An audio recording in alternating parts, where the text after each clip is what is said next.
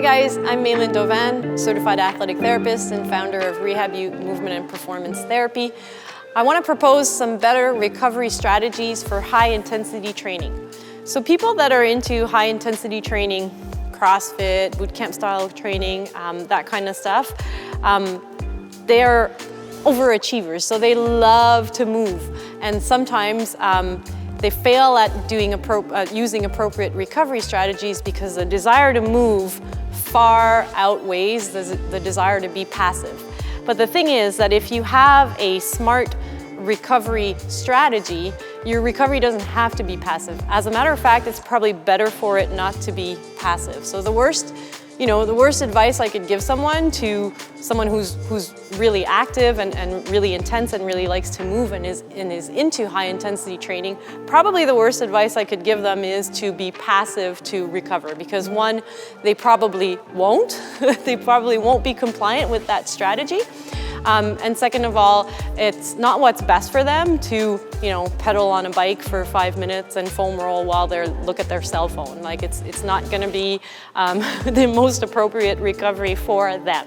Okay, so more interesting recovery strategies work better, and because they're more interesting and motivating for the individual, they will be more compliant with that recovery strategy. So here's what I propose for someone recovering from high intensity training. First and foremost, I always build my stuff around a mobilization-activation-integration strategy, and you've probably heard me speak about it before. If you have not, it's a movement optimization strategy that has 3 sequences: mobilization, activation, and integration. And all of those 3 sequences, they prompt you to address everything we can think about that's involved in optimal movement. Mobility, okay, do I have appropriate soft tissue integrity? Are there things that are limiting my capacity to move, and how do I address those? Stability, do I have stuff that needs better mind-muscle connection? Do I need more scapular stability? Do I need more foot stability? What are my things that could contribute to better movement?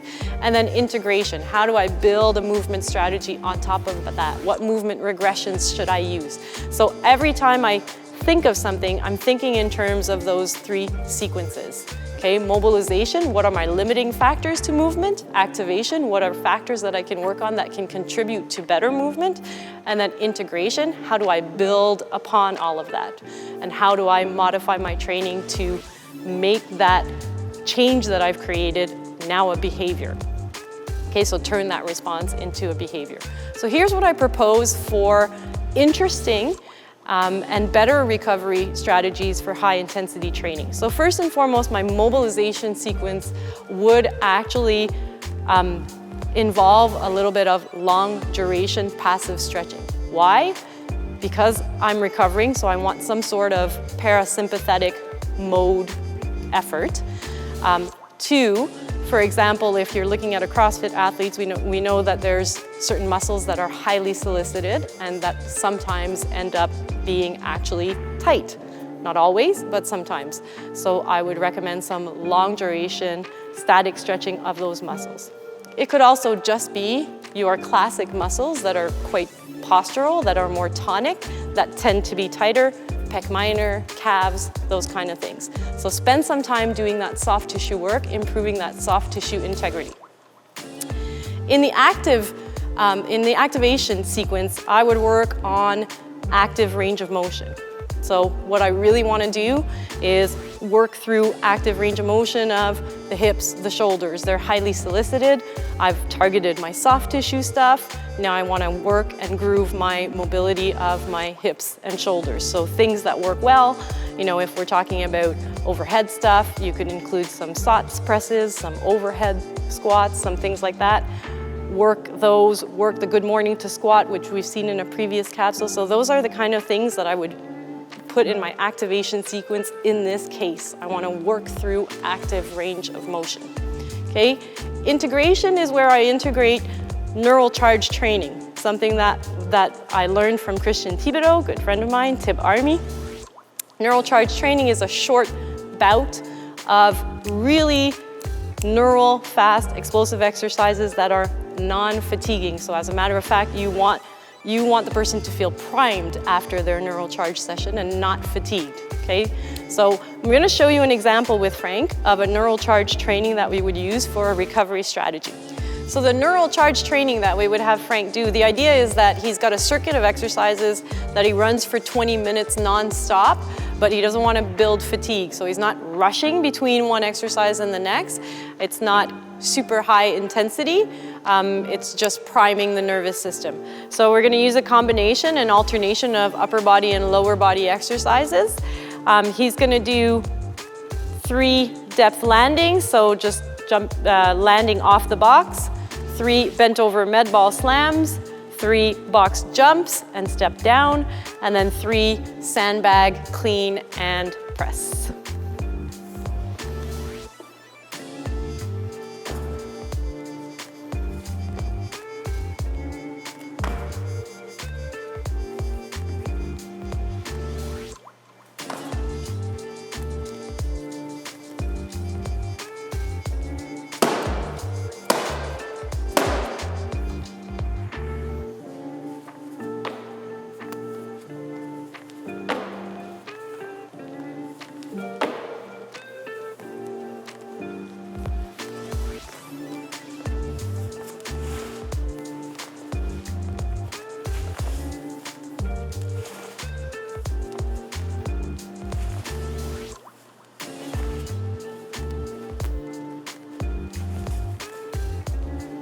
Going.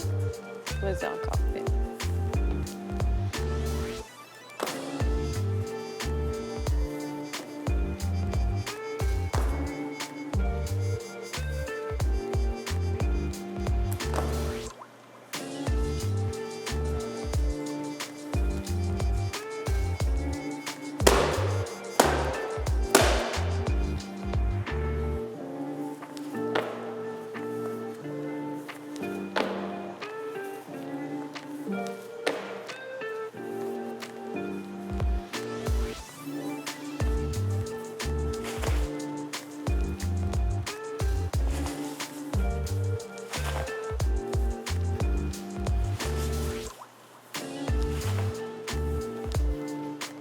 Good.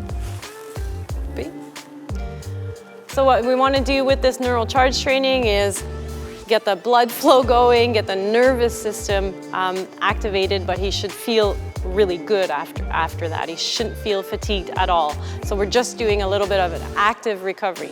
So just to recap, a little bit more interesting for someone like Frank who does high intensity training than saying like your recovery day is going to be just mobility work or just accessory work or just LSD cardio. It's a little bit more interesting if we can mix things up. We can make sure we target all the stuff we need to target in mobility. We can make sure we target some accessory work in our activation sequence, and then he gets a little bit of a movement-based training after that, but we're still just allowing the nervous system to just be primed, and overall he's getting the recovery that he needs. So a little bit more active, a little bit more interesting, better compliance.